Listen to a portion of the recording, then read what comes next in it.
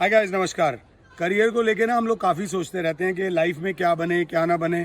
Parents बहुत सोचते हैं बच्चों के करियर को लेकर के क्या करें क्या ना करें।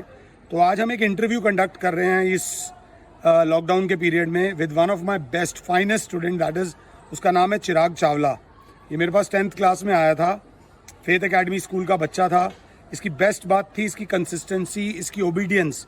जो काम बोलना है इसने हंसते हुए बोल देना है, जी भैया। ये इसकी बेस्ट बात थी। He used to do all the job. Unfortunately 10th में मुझे जहाँ तक याद है इसका एक बार एक्सीडेंट हो गया था और यहाँ पूरे इस हाथ में प्लेट्स पड़ी थी। पूरे हाथ को फ्रैक्चर हो गया था 2-3 महीने के लिए, but he never missed any class.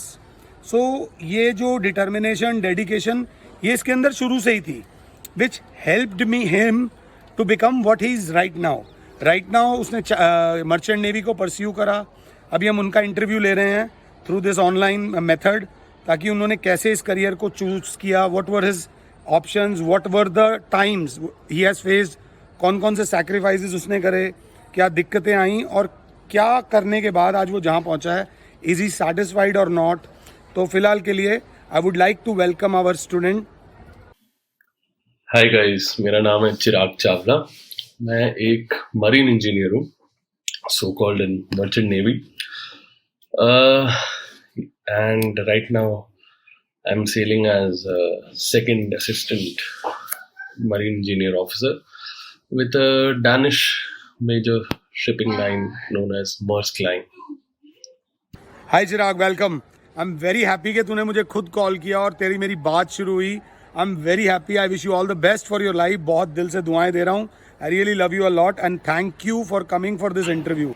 Hello भैया, मैं बिल्कुल ठीक हूँ। Thank you so much for your इतनी सारी तारीफें एंड योर विशेस। एंड मैं भी कुछ कहना चाहूँगा कि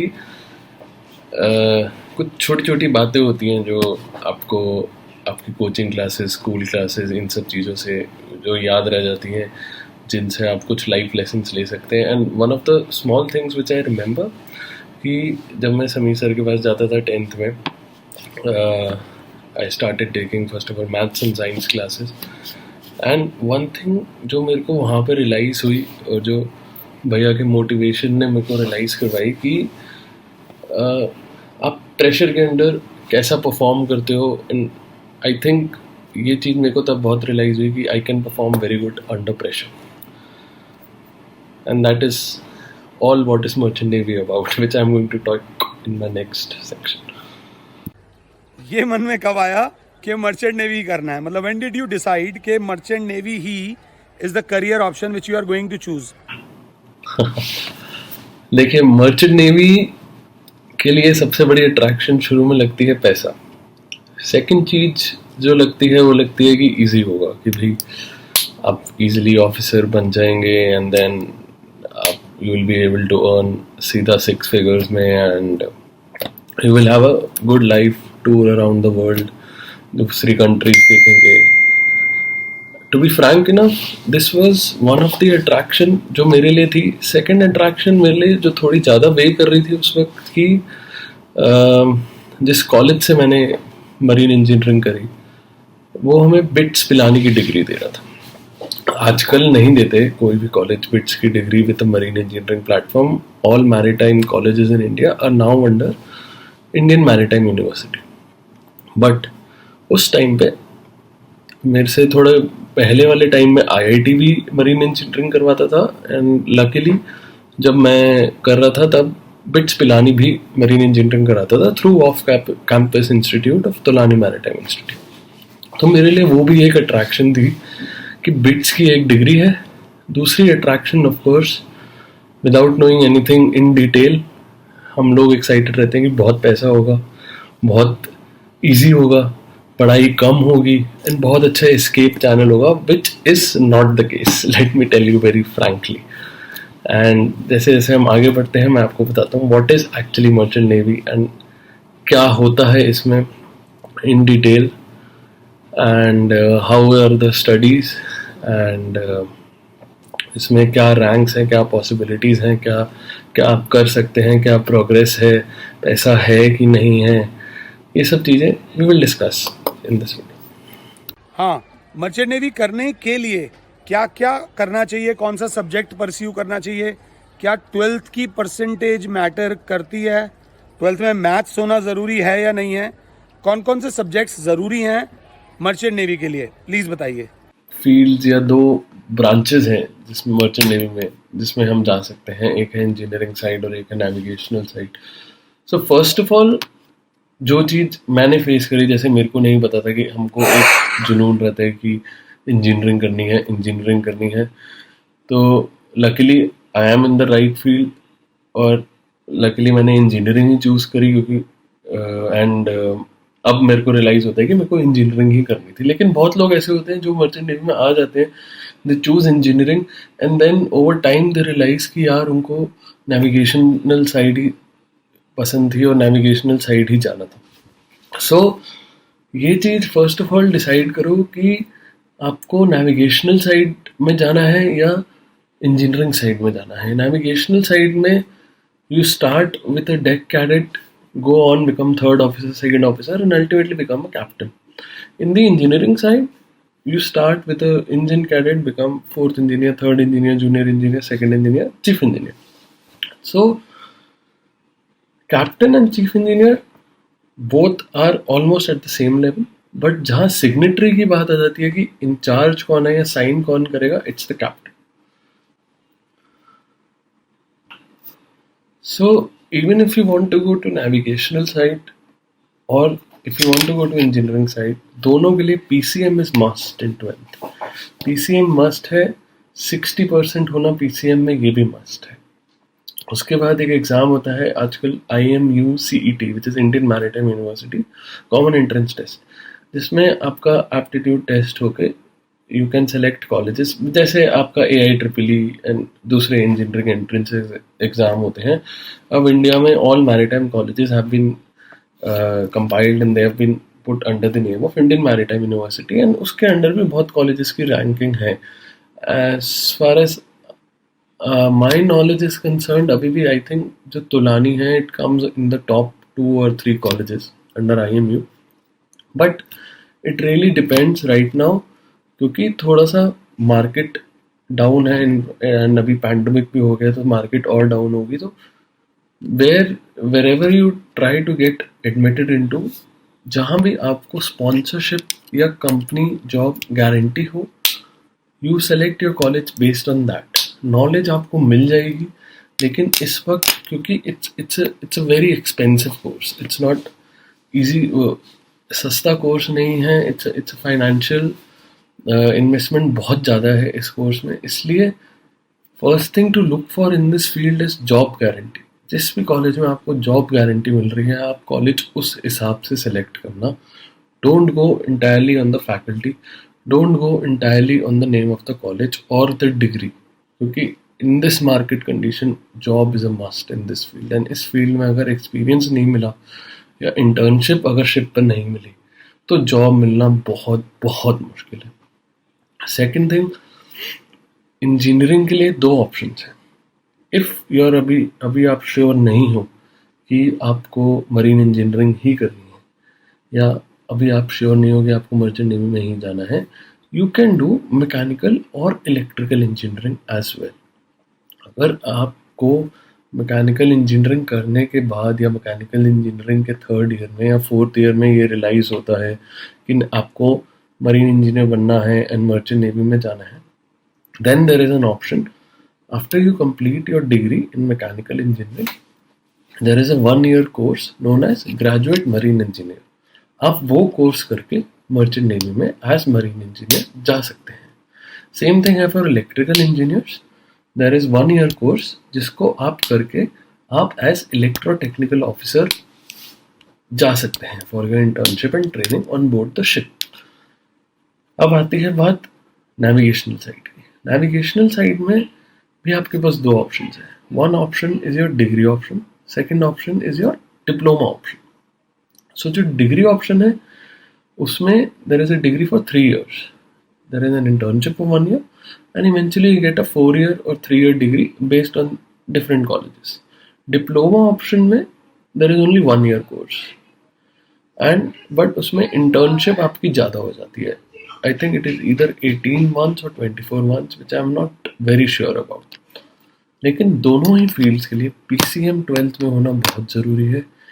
थोड़ी understanding of basic mathematics, physics. Engineering में of course it is like any other engineering, so आपकी फिजिक्स और केमिस्ट्री थोड़ी सी बेस क्लियर एटलीस्ट होना चाहिए. आपका कॉलेज अच्छा होगा तो वो आपको कैचअप करवा देगा, लेकिन आपका थोड़ा बेसिक्स अगर आपको इंटरेस्ट है तो ये सब क्लियर होना चाहिए, तभी आप आगे थोड़ा प्रोग्रेस. अगर आपके ये सब्जेक्ट्स थोड़े से वीक हैं, I would, and if your mind is of a curious type, I would suggest कि आपको इंजीनियरिंग में जाना चाहिए.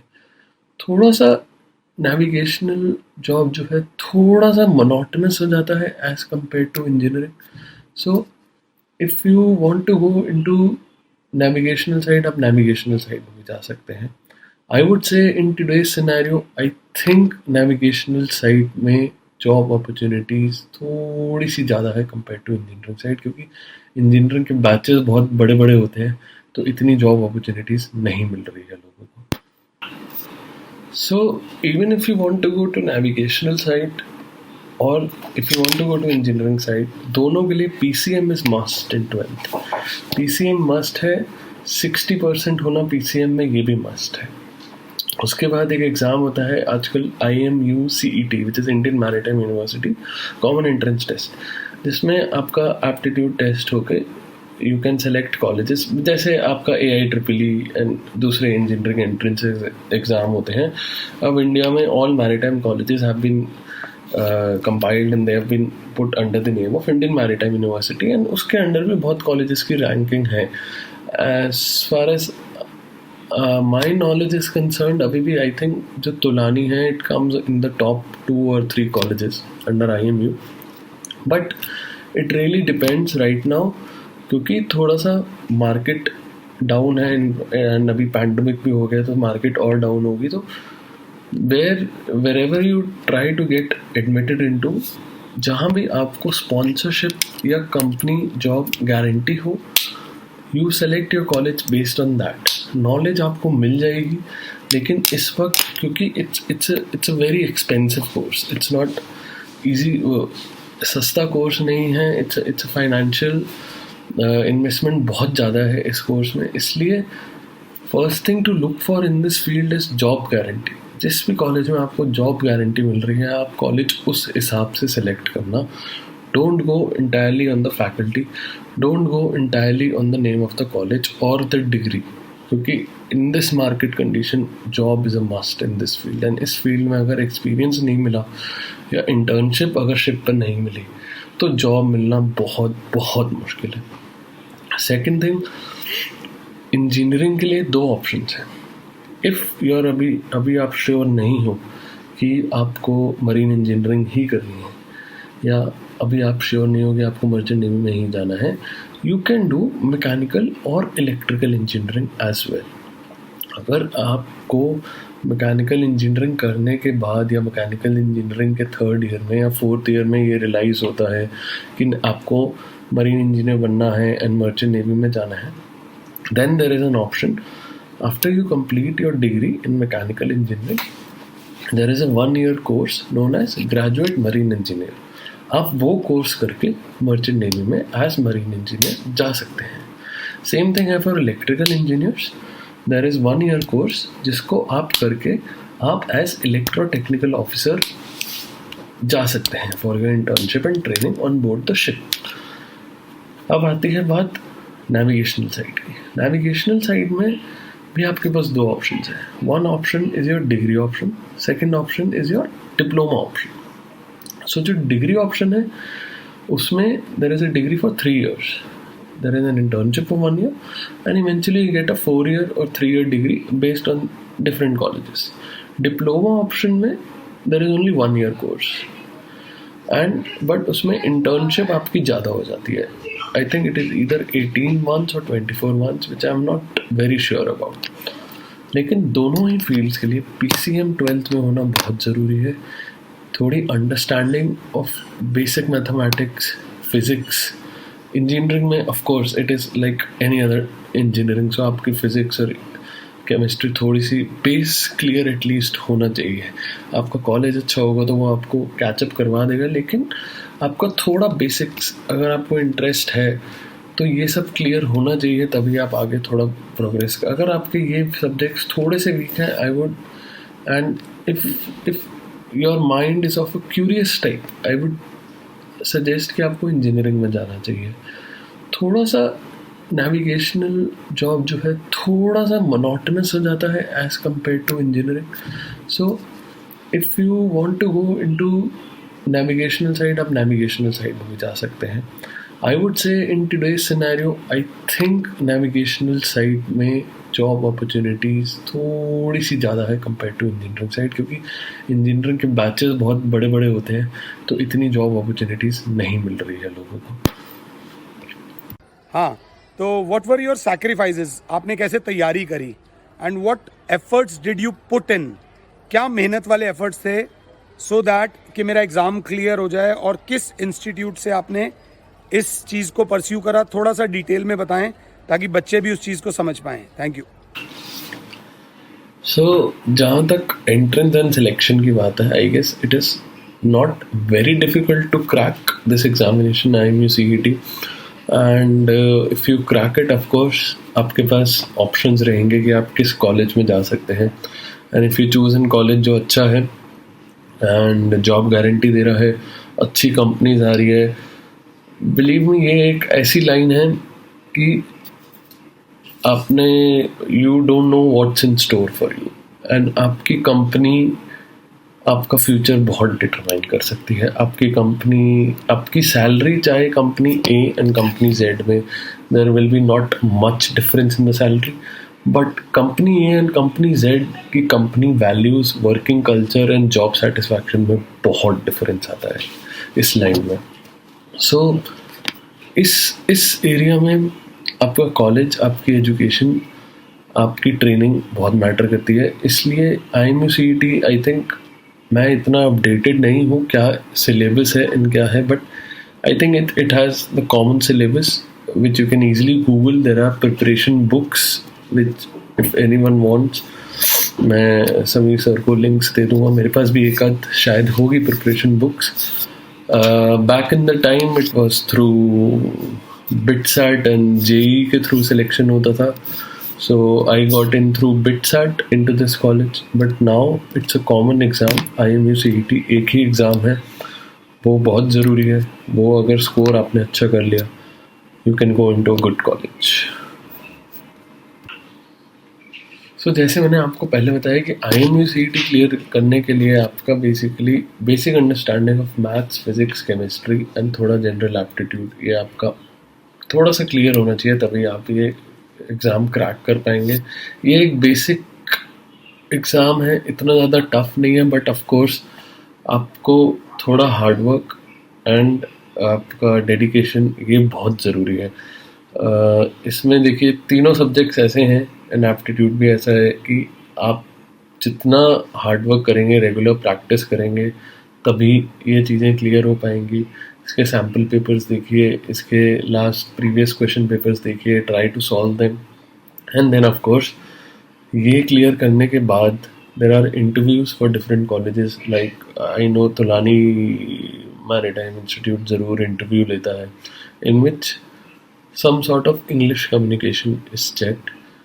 आप दे डोंट रिक्वायर कि आपकी इंग्लिश कम्युनिकेशन बहुत परफेक्ट हो, but they just want to see that you are willing to learn or not.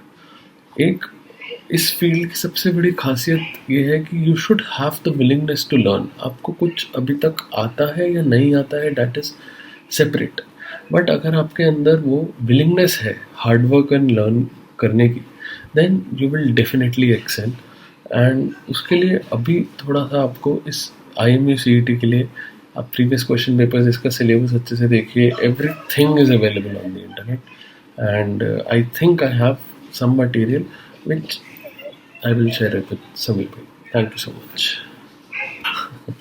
So struggles before entering, like मैंने आपको पहले भी बताया कि मेरे लिए जो अट्रैक्शन थी उस वक्त वो थी बिट्स पिलानी की डिग्री. So I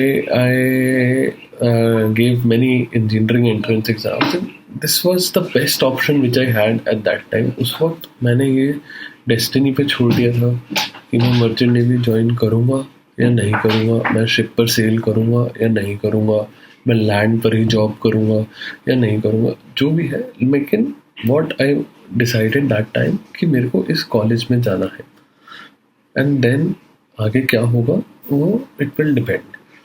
तो स्ट्रगल्स उस वक्त, जो मेरी स्ट्रगल उस वक्त, हर स्टेप पे एक इसका जो इस लाइन में जो एडमिशन है, इट रिक्वायर्स कि आपका CET क्लियर हो, ठीक है. सेकेंड थिंग, इट रिक्वायर्स कि आप मेडिकली फिट हो.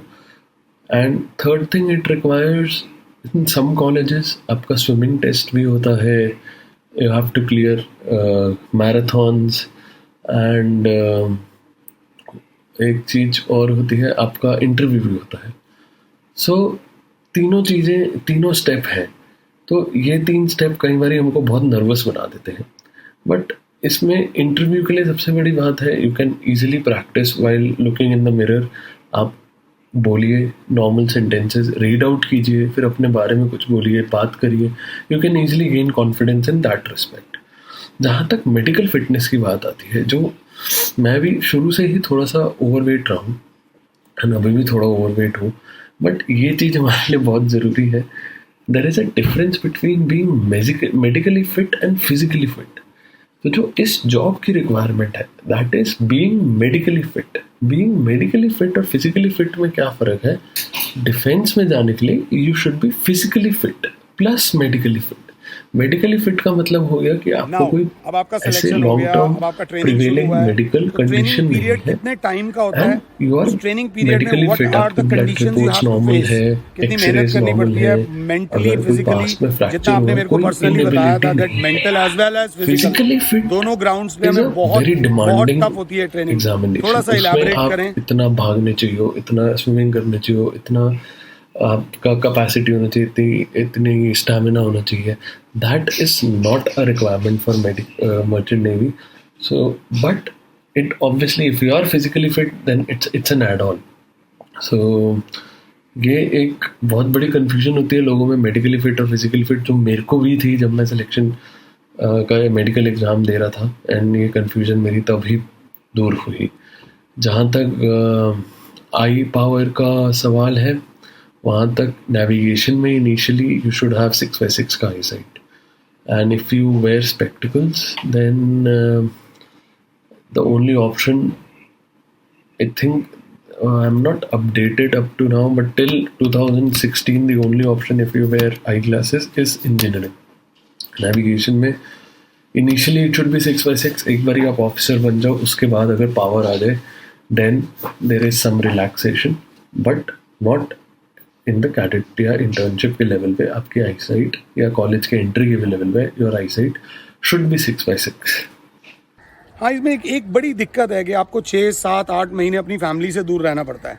Is it easy? और अब आपकी तो अभी नई नई शादी हुई है और मम्मी पापा भी आपसे बहुत प्यार करते हैं. You are very emotionally attached to your parents. So what are those phases when you have to stay away from the family?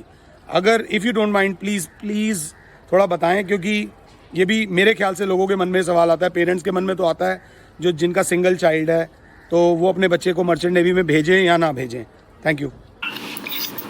सो जहाँ तक फैमिली से दूर रहने की बात है, जैसे मैंने कहा कि video calls, WhatsApp chat, normal calls, ये सब पॉसिबल है. Most of the companies in today's date they have free internet and WiFi offerings. थोड़ी सी डेटा रिस्ट्रिक्शन ज़रूर होगी, बट वो भी आप एक्स्ट्रा बाय आउट करके you can easily be in touch with your family. So that is not an hassle any more, जो पहले हुआ करती थी. दूसरी चीज़ क्या है कि धीरे धीरे कंपनीज कॉन्ट्रैक्ट लेंथ्स थोड़े कम कर रही है. Like what I have been on since 2014 is 4 on and 2 off. So वो मेरे लिए थोड़ा कन्वीनियंट रहता है. अगर मेरे को 2 की जगह 3 महीने भी छुट्टी लेनी है तो मैं ले सकता हूँ. 4 की जगह 5 मंथ भी सेल करना है तो मैं कर सकता हूँ. बहुत सी कंपनीज हैं जो 3 मंथ्स भी ऑफर करती हैं, लेकिन initially at junior ranks it is 6 months for sure. So what my strategy was कि, एंड मेरा सजेशन क्या है कि अगर आपके पास हॉबीज़ हैं in your, if you are in a navigational field, आपके पास कोई ना कोई हॉबी ज़रूर होनी चाहिए, be it reading, be it to learn anything new. You should have something apart from your profession, क्योंकि नेविगेशन थोड़ा सा मोनोटोनस हो जाता है एट डीप सी. अगर इंजीनियरिंग फील्ड में हो सो आपके पास क्यूरियोसिटी होनी चाहिए. इंजीनियरिंग का व्हाट आई वुड से कि पढ़ाई से आप कभी भाग नहीं पाओगे. पढ़ाई विल बिकम योर प्रोफेशन.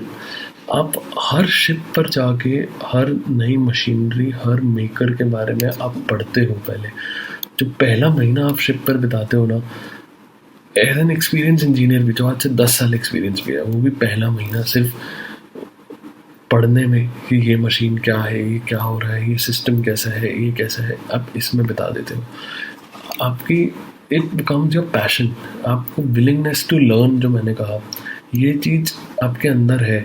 आपको नई चीज़ें कैसी चलती है, यार ये क्या हो रहा है, ज़रा भी क्यूरोसिटी है ना, तो आप कभी बोर नहीं होगे. और आपके लिए this will not become a problem कि आप फैमिली से दूर हो या कुछ, क्योंकि इतने इनग्रॉस्ड रहोगे ना कि आपकी नींद पूरी नहीं होगी, टू बी फ्रैंक इनफ, क्योंकि वो इतना डिमांडिंग प्रोफेशन है first of all.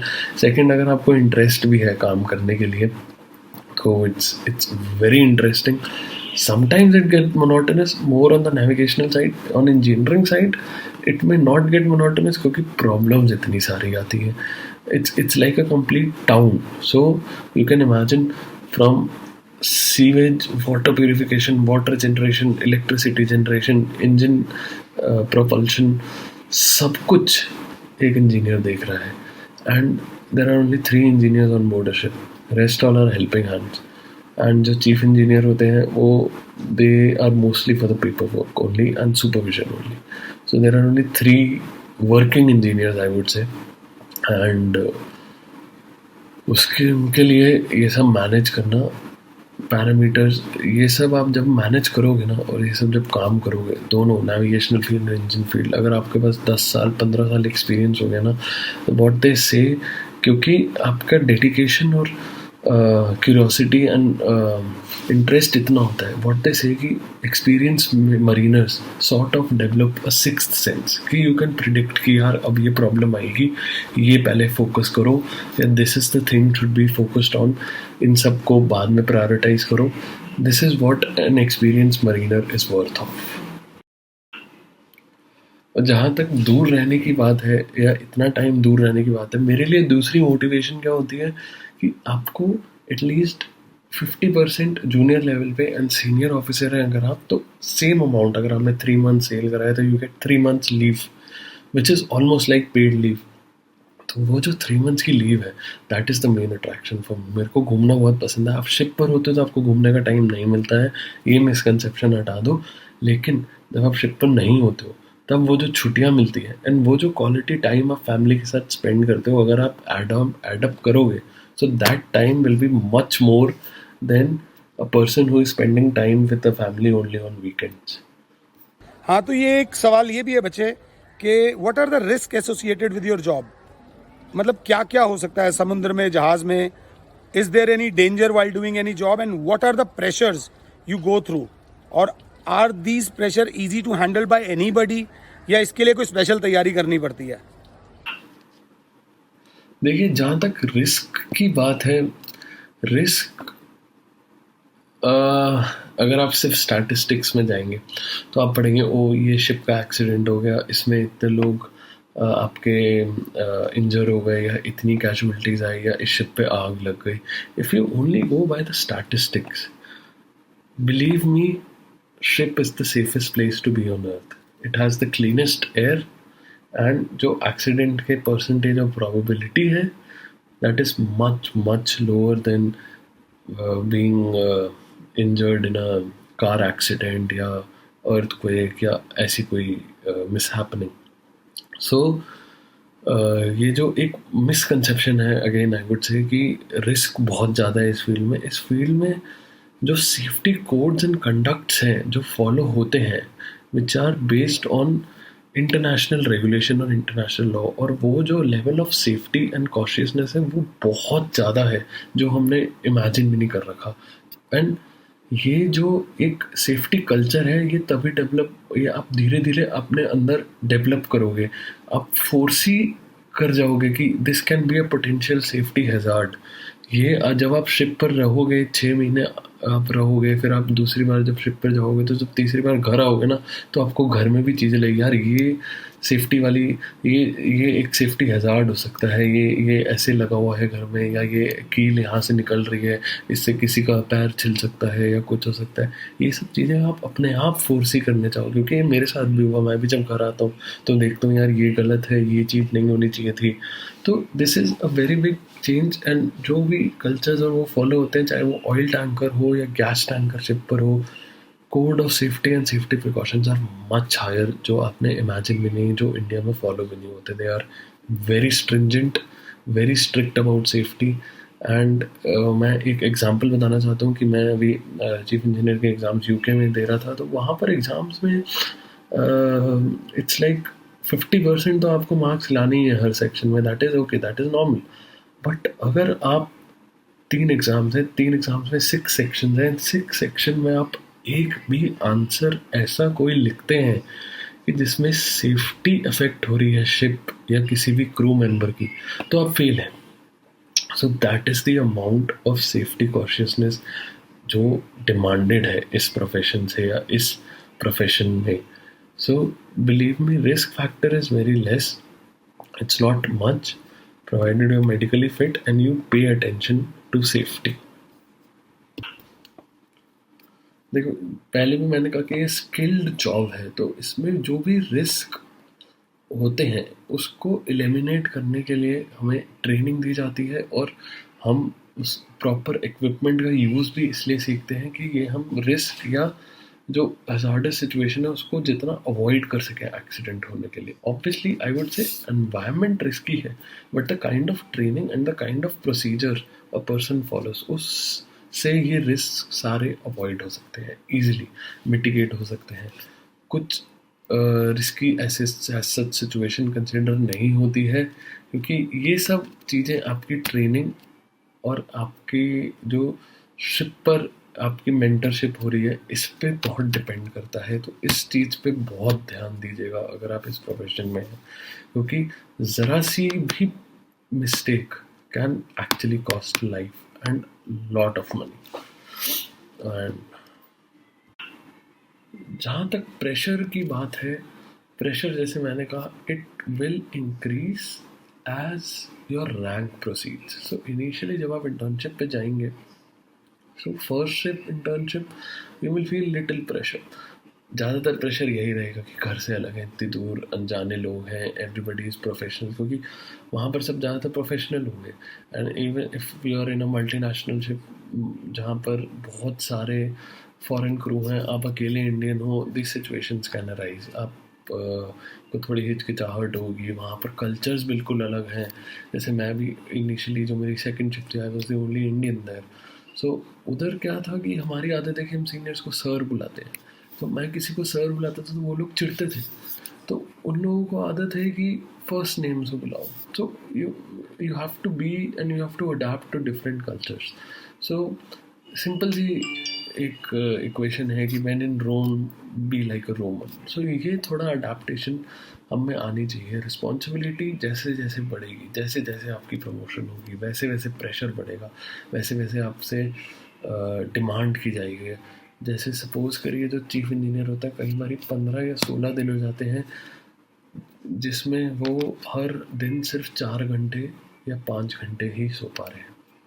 So this is again this pressure, it comes with responsibility. And जब आप पे रिस्पॉन्सिबिलिटी आएगी तब आप परफॉर्म कर रहे हो, तभी you can earn money. So at the end of course I would say money is the motivation, but then उस मनी के लिए आप इतना विलिंग हो सैक्रिफाइस करने के लिए, एंड देन ये प्रेशर को हैंडल करना एंड चैलेंजेस फेस करना, ये धीरे धीरे आपका पैशन बन जाता है। And when it becomes your passion, you do it wilfully and joyfully. बस एक लास्ट सवाल, कुछ ऐसा मेरे से मिस हो गया हो, कोई पॉइंट जो आप हम लोगों के साथ शेयर करना चाहोगे?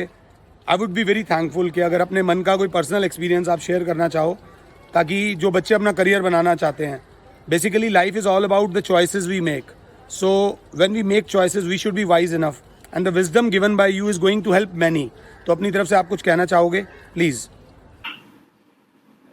So finally, I would just like to wish all the best to any of the people who would like to join this profession. And जो भी है, be tough, I would say. अब रोगे ज़रूर रोगे, किसी न किसी स्टेज पे ज़रूर आंसू निकलेंगे, but you should be more tougher and more stronger when you come out of it. It's a journey basically. It's like another phase of life. आपकी training and then the kind of friends you will gain there, वो फिर life भर के लिए अलग ही bonding हो जाएगी. Then आपकी ट्रेनिंग के बाद जब आप शिप पर जाओगे तो you will meet lot of like minded people. Like minded people का मतलब है कि they will have a passion for problem solving and crisis handling. And ये सब चीज़ों में आप जब एक्सपर्ट्स या आप अपनी स्किल्स गैदर करोगे ना, so it will help you in different aspects of life as well. And later on of course अगर किसी को इसके बाद और भी करना है, इट्स अ प्लेटफॉर्म जिसके बाद आप अगर कल को 5 साल 6 साल एक्सपीरियंस लेके आप MBA करना चाहो, you can gather funds. And जैसा कि आपको पता हो शायद कि MBA के लिए they look for different and diverse profiles in the good colleges. तो अगर आप मरीन या मर्चेंट नेवी बैकग्राउंड से हैं, they will definitely prefer you over a person who has done IT engineering. Similarly अगर आप कल को सिविल एग्जामिनेशंस भी बैठना चाहते हो, सो आई नो मैनी पर्सन्स की जो लोग जिन्होंने MIT भी क्रैक करा है, ISP से MBA भी करी है, and many of my seniors they have cracked civil services also. जिन्होंने IES IAS बहुत लोग हैं जिन्होंने क्लियर करा है. बाकी कुछ लोग हैं जो different, they use it just as a platform कि थोड़े टाइम में 5-10 साल लगाकर they gather some amount of money and they use it for different purposes. There is one of my seniors जिनको कार रेसिंग का बहुत शौक है. सो जैसे F1 होती है वैसे F2 F3 F4 होती है. तो he is driving currently in F3. ऐसे ही बहुत लोग हैं जिन्होंने आगे आपका शेफ़ का कोर्स किया है. एक सीनियर है हमारा जिसने ऑस्ट्रेलिया से कुकरी एंड बेकिंग क्लासेस करके अब he has opened a restaurant in Pune. So there are different kinds of people. And जहाँ तक मेरा सवाल है, I actually have started loving this job to be frank, because अगर आप में प्रॉब्लम सॉल्विंग या क्यूरियसनेस है, then this job specially marine engineering जो इंजीनियरिंग फील्ड है is for you, because there is always a problem on board a ship, believe me. All the best. And any कुछ भी आपको information चाहिए तो please contact Sameer भैया. Thank you so much.